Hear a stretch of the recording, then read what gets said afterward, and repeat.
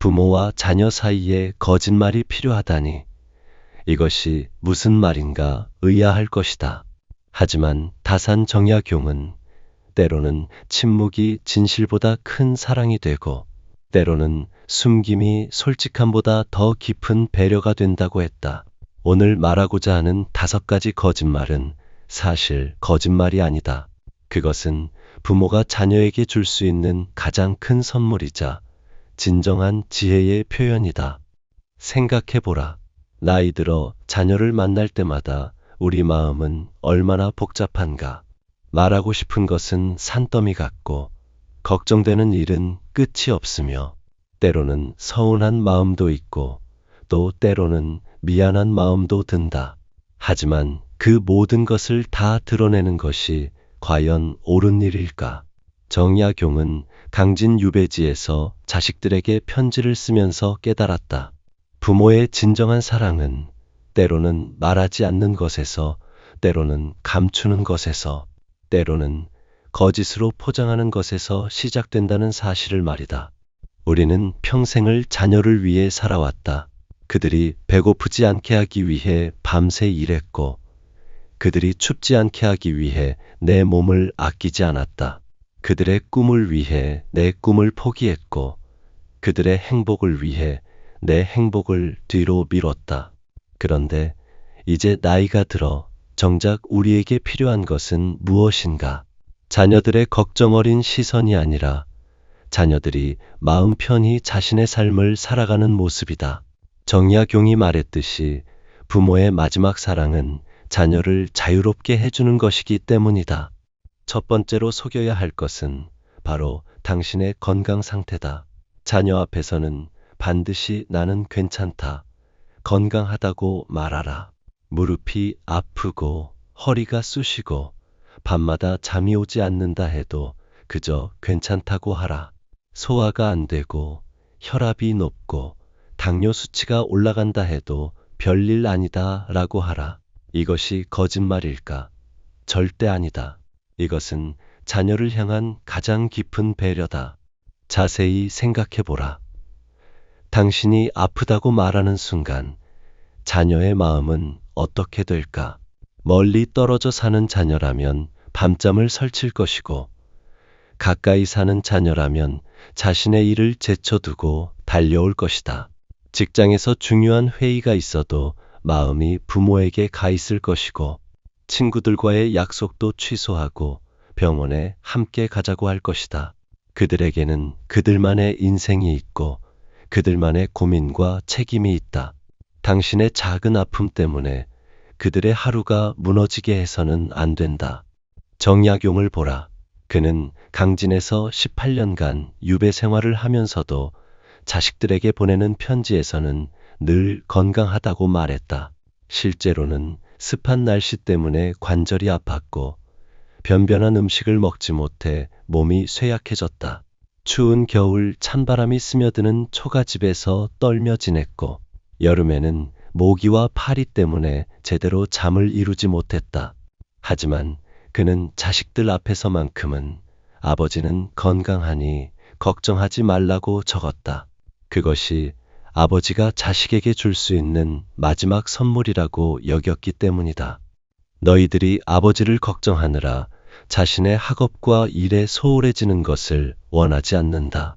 아버지의 몸이 아프다는 소식 때문에 너희들의 마음이 어두워지는 것보다는 차라리 아버지가 혼자 참아내겠다라고 정약용은 일기에 적었다. 이것이 진정한 부모의 마음이다. 물론 정말 위급한 상황이라면 말해야 한다. 수술이 필요하거나 생명이 위험한 상황이라면 당연히 알려야 한다. 하지만 일상의 작은 불편함들, 나이 들면서 자연스럽게 생기는 크고 작은 아픔들은 혼자서 감당하라. 그것이 부모의 마지막 의무다.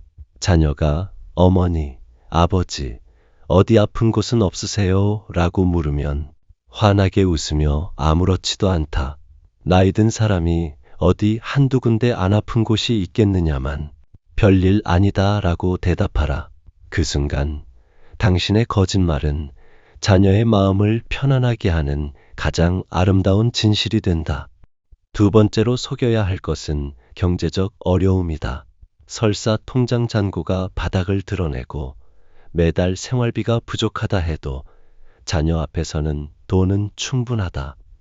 걱정하지 말라고 하라. 연금이 적어서 쪼들리고 의료비가 부담스럽고 물가가 올라서 힘들다 해도 나는 충분히 가지고 있다고 말하라. 이것 역시 거짓말이 아니다. 자녀를 향한 부모의 마지막 자존심이자 배려다. 현실을 직시하라. 자녀들은 이미 자신들의 경제적 부담을 안고 살아간다. 집값은 하늘 높은 줄 모르고 치솟고 아이들 교육비는 감당하기 어려울 정도로 많이 든다. 직장에서는 구조조정 바람이 불고 물가는 매년 오르는데 월급은 그대로다. 그런 그들에게 부모의 경제적 어려움까지 떠안기게 해서는 안 된다. 그들이 부모님께 용돈을 드리고 싶어도 그럴 여유가 없다는 것을 알면서도 부모는 나는 충분하다고 말해야 한다. 정약용의 유배지 생활을 떠올려 보라. 그는 극도로 가난한 생활을 했다. 관리의 녹봉도 끊어졌고 집안의 재산도 압류당했다. 때로는 끼니를 거르기도 했고 겨울에 입을 옷이 없어 추위에 떨기도 했다. 책을 사고 싶어도 돈이 없어서 빌려서 베껴 쓰기도 했고 등불 기름이 없어서 달빛 아래에서 글을 쓰기도 했다. 하지만 그는 자식들에게 보내는 편지에서 결코 돈이 없다고 말하지 않았다. 오히려 아버지는 검소하게 살고 있으니 너희들이 걱정할 일은 아니다. 유배지에서도 필요한 것은 다 구할 수 있으니 염려하지 말라고 적었다. 자식들이 아버지의 경제적 어려움을 안다면 그들은 자신들의 꿈을 포기하고 아버지를 도우려 할 것이다. 하지만 그것은 아버지가 원하는 바가 아니다. 아버지는 자식들이 각자의 길에서 최선을 다하며 살아가기를 바란다고 정약용은 일기에 써놨다. 부모가 경제적으로 어렵다는 것을 알면 자식들이 마음 편히 자신의 삶을 살아갈 수 없다는 것을 알았기 때문이다. 물론 정말 급한 상황이라면 도움을 요청해야 한다. 병원비가 급하게 필요하거나 생활이 불가능할 정도라면 당연히 말해야 한다. 하지만 일상적인 경제적 팍팍함은 혼자서 감당하라. 외식 한 번 덜 하고 옷 한 벌 덜 사고 여행 한 번 포기하면서라도 자녀들에게는 나는 괜찮다고 말하라. 자녀가 부모님 용돈 드릴까요? 라고 하면 고맙지만 나는 충분하다. 너희들이나 잘 챙겨라고 대답하라. 그들의 마음만 받고 실제로는 거절하라. 그것이 부모가 자녀에게 줄 수 있는 마지막 여유다. 세 번째로 속여야 할 것은 외로움이다. 아무리 적막한 하루를 보내고 아무리 말할 사람이 없어서 답답하다 해도 자녀 앞에서는 나는 외롭지 않다. 할 일이 많다고 말하라. 하루 종일 아무와도 말하지 않아 목소리를 잊을 것 같고 TV만 보다가 하루가 지나가고 전화 한 통 받지 못하는 날이 계속되어도 나는 바쁘다고 말하라. 이것은 자녀를 향한 부모의 마지막 독립선언이다. 솔직히 인정하라. 노년의 외로움은 숨길 수 없는 현실이다. 배우자를 잃고 나면 집안이 너무 조용해서 견딜 수 없다. 친구들을 하나 둘 떠나보내고 나면 연락할 사람도 없어진다. 하루 종일 아무와도 대화하지 못하는 날들이 이어지면 가슴 한편이 답답해진다. 그런 날이면 자녀에게 전화를 걸고 싶고 자녀가 자주 찾아오기를 바라게 된다. 하지만 그 외로움을 자녀에게 떠넘겨서는 안 된다. 명심하라. 자녀들에게는 자녀들만의 인간관계가 있다. 직장 동료들과의 회식, 친구들과의 만남, 배우자와의 데이트, 아이들과의 시간이 있다. 그들에게도 치열한 인간관계의 스트레스가 있고 그 안에서 균형을 맞춰가며 살아가고 있다. 부모의 외로움 때문에 그들이 자신의 인간관계를 포기하게 해서는 안 된다. 부모가 외롭다고 하면 그들은 친구들과의 약속을 취소하고 부모에게 올 것이다. 동료들과의 모임도 빠지고 부모와 시간을 보내려 할 것이다. 하지만 그것은 옳지 않다. 정약용은 18년간의 유배 생활 동안 극도의 외로움을 겪었다.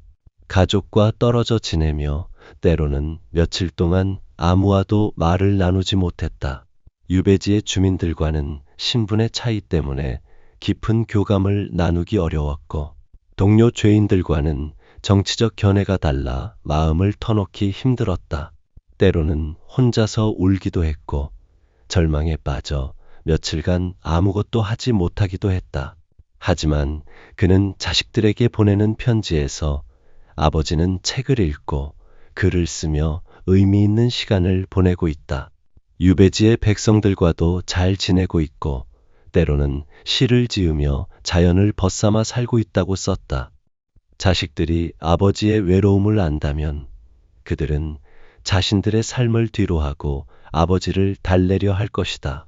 하지만 그것은 아버지가 바라는 바가 아니다. 아버지의 외로움은 아버지가 감당할 몫이다. 라고 정약용은 일기에 적었다.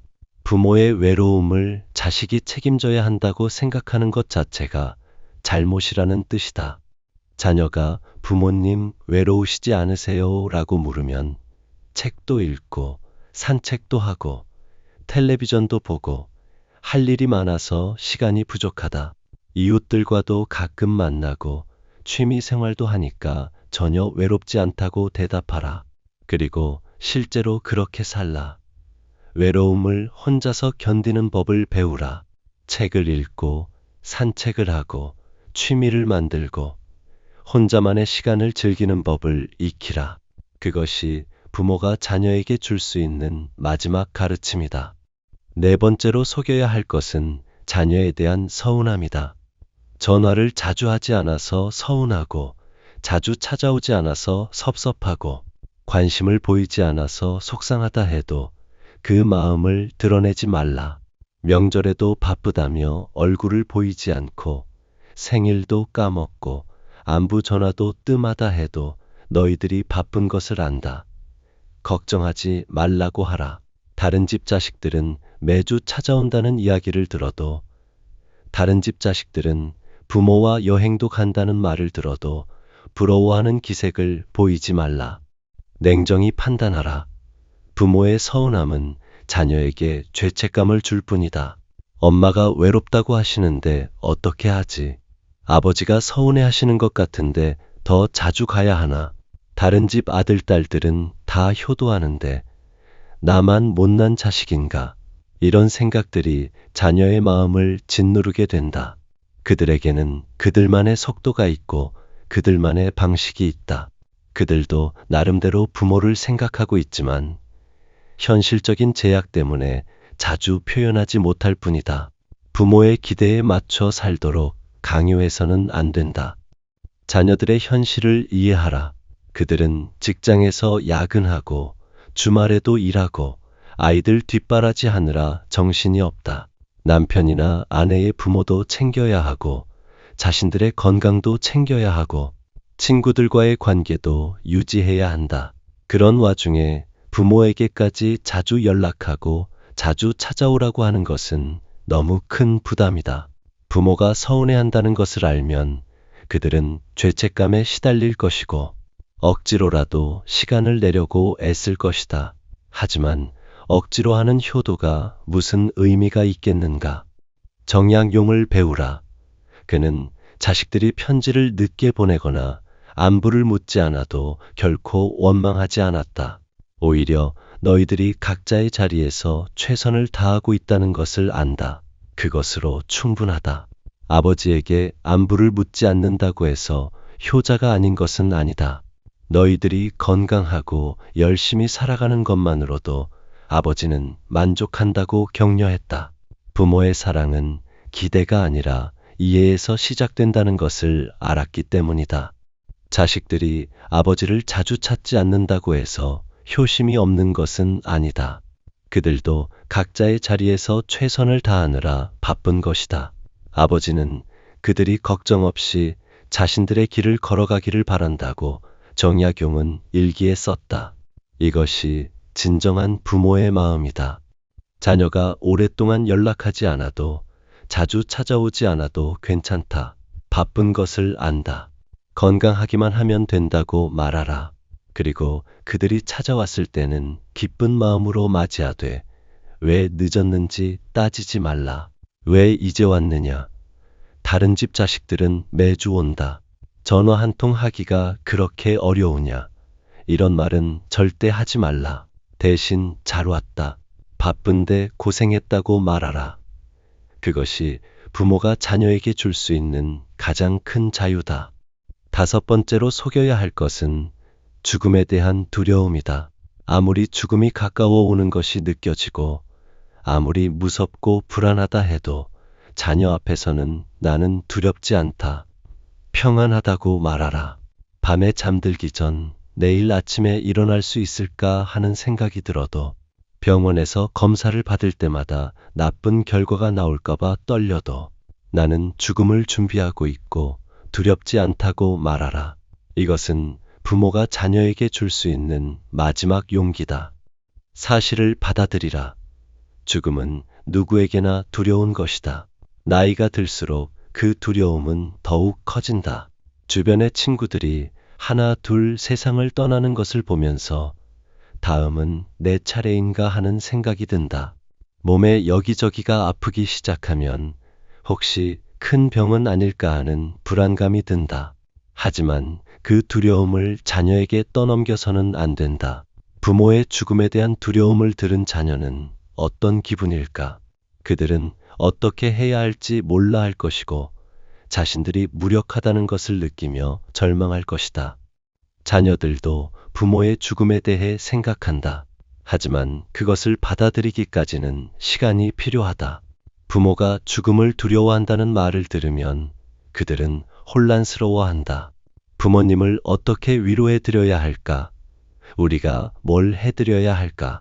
부모님이 돌아가시면 어떻게 하지? 이런 생각들로 가득 찰 것이다. 그러면 그들은 현재를 제대로 살지 못하고 미래에 대한 불안감에 시달리게 된다. 정약용의 마음을 헤아려 보라. 그는 유배지에서 죽음을 여러 번 각오했다. 병이 들었을 때도, 절망에 빠졌을 때도 죽음이 가까이 있음을 느꼈다. 때로는 이곳에서 죽으면 가족들이 내 임종을 지켜보지도 못할 것이다 라는 생각에 눈물을 흘리기도 했다. 하지만 그는 자식들에게 보내는 편지에서 아버지는 하늘의 뜻에 따라 평안히 살고 있다. 죽음도 자연의 이치이니 두려워하지 않는다. 아버지가 이곳에서 죽는다 해도 슬퍼하지 말라. 살아서 효도하지 못한 것을 한스러워하지도 말라고 썼다. 자식들이 아버지의 죽음을 두려워하는 것을 보는 것만큼 가슴 아픈 일은 없다. 아버지는 이미 충분히 살았고 할 일도 많이 했다. 죽음이 와도 후회는 없다. 다만 자식들이 아버지의 죽음 때문에 괴로워하지 않기를 바란다고 정약용은 일기에 적었다. 부모가 죽음을 두려워하지 않는다고 말해야 자녀들도 부모의 죽음을 자연스럽게 받아들일 준비를 할 수 있다는 것을 알았기 때문이다. 자녀가 부모님 무서우시지 않으세요? 라고 물으면 살아온 세월이 충분했고 할 일도 다 했으니 무섭지 않다. 너희들을 잘 키웠고 좋은 추억도 많이 만들었다. 죽음은 자연스러운 것이니 받아들일 준비가 되어 있다고 대답하라. 그리고 실제로 그런 마음을 가지도록 노력하라. 죽음을 두려워하지 않는 부모의 모습이 자녀에게는 가장 큰 가르침이 된다. 이제 깨달았을 것이다. 이 5가지 거짓말은 사실 거짓말이 아니다. 이것은 부모가 자녀에게 줄 수 있는 가장 큰 선물이다. 건강하다고 말함으로써 자녀를 걱정에서 해방시키고, 경제적으로 충분하다고 말함으로써 자녀를 부담에서 자유롭게 하고, 외롭지 않다고 말함으로써 자녀를 죄책감에서 벗어나게 하고, 서운하지 않다고 말함으로써 자녀를 압박에서 해방시키고, 두렵지 않다고 말함으로써 자녀를 절망에서 구원하는 것이다. 정야 교의 말을 마음에 새겨라. 진정한 부모의 사랑은 자녀를 위해 무엇을 해주는 것이 아니라 자녀를 위해 무엇을 참아내는 것이다 라고 했다. 부모의 아픔을 참아내고, 부모의 어려움을 참아내고, 부모의 외로움을 참아내고, 부모의 서운함을 참아내고, 부모의 두려움을 참아내는 것이 진정한 부모의 사랑이다. 우리는 지금까지 자녀들을 위해 모든 것을 희생해왔다. 그들이 태어났을 때부터 지금까지 우리의 모든 것을 그들에게 주었다. 이제 마지막으로 줄 수 있는 것은 무엇인가? 바로 그들을 걱정해서 자유롭게 해주는 것이다. 그들이 부모 때문에 자신의 삶을 포기하지 않도록 해주는 것이다. 그들이 마음 편히 자신의 길을 걸어갈 수 있도록 해주는 것이다. 물론 이것이 쉬운 일은 아니다.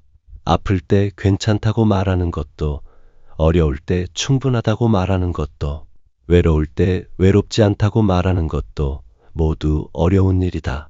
때로는 억지로 웃어야 하고, 때로는 눈물을 참아야 하고, 때로는 혼자서 모든 것을 감당해야 한다. 하지만 그것이 부모가 자녀에게 줄 수 있는 마지막 사랑의 표현이다. 곰곰 생각해보라.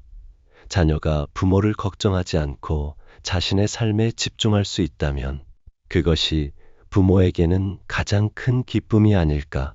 자녀가 부모 때문에 스트레스 받지 않고 행복하게 살 수 있다면 그것이 부모가 바라는 최고의 소원이 아닐까. 자녀가 부모의 눈치를 보지 않고 자신이 원하는 인생을 살 수 있다면 그것이 부모가 꿈꾸는 최고의 성공이 아닐까. 정야경은 이런 글을 남겼다. 자식을 위한 부모의 마지막 선물은 자식이 부모를 걱정하지 않도록 해주는 것이다. 부모가 스스로 강해져야 자식이 자유로워질 수 있다. 부모가 스스로 행복해져야 자식이 마음 편히 자신의 행복을 추구할 수 있다고 말했다. 이것이 부모가 가져야 할 마지막 철학이다. 그러니 이제부터는 자녀 앞에서 강한 부모가 되라. 아픈 것도 혼자 견디고, 어려운 것도 혼자 해결하고, 외로운 것도 혼자 달래고, 서운한 것도 혼자 사귀고, 두려운 것도 혼자 이겨내라. 그것이 부모가 자녀에게 줄 수 있는 가장 큰 사랑이다. 자녀 앞에서는 항상 건강하고, 넉넉하고, 즐겁고, 만족하고, 평안한 부모가 되라. 그래야 자녀들이 마음 편히 자신들의 삶을 살아갈 수 있다.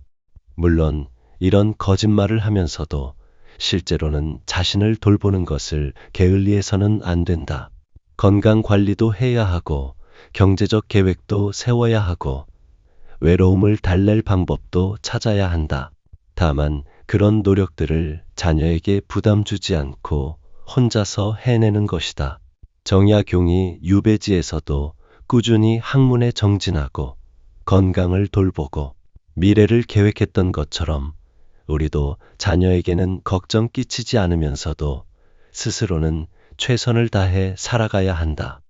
마지막으로 깊이 기억하라. 이 5가지 거짓말은 자녀를 속이는 것이 아니라 자녀를 자유롭게 하는 것이다. 자녀에게 짐을 지우는 것이 아니라 짐을 덜어주는 것이다. 자녀를 걱정시키는 것이 아니라 안심시키는 것이다. 자녀를 부담스럽게 하는 것이 아니라 편안하게 해주는 것이다. 그리고 언젠가 자녀들이 부모가 된다면 그들도 이 5가지 거짓말의 의미를 깨닫게 될 것이다. 그때 그들은 부모의 마음을 이해하고 부모의 사랑이 얼마나 깊었는지 알게 될 것이다. 그들도 자신의 자녀 앞에서 같은 거짓말을 하게 될 것이고 그때서야 부모의 진정한 사랑이 무엇인지 깨닫게 될 것이다. 정야경은 말했다. 사랑은 때로는 말하는 것이 아니라 말하지 않는 것이고 때로는 보여주는 것이 아니라 숨기는 것이며 때로는 진실을 말하는 것이 아니라 거짓을 말하는 것이다. 하지만 그 거짓 속에 담긴 진정한 마음을 아는 사람은 그리 많지 않다라고 했다. 이 지혜로운 거짓말들이 당신과 자녀 사이에 더 깊은 사랑과 이해를 만들어 가기를 바란다. 당신의 침묵이 자녀에게는 가장 큰 선물이 되고 당신의 거짓말이 자녀에게는 가장 아름다운 진실이 되기를 바란다. 그리고 그것이 당신이 자녀에게 줄 수 있는 마지막이자 가장 큰 사랑의 표현이 되기를 바란다. 오늘의 이야기는 여기까지입니다. 끝까지 시청해주신 여러분, 진심으로 감사합니다. 저희 정약용 인생조언은 앞으로도 당신의 삶에 빛이 되는 소중한 한마디를 전해드리겠습니다. 구독과 좋아요로 마음을 나눠주세요.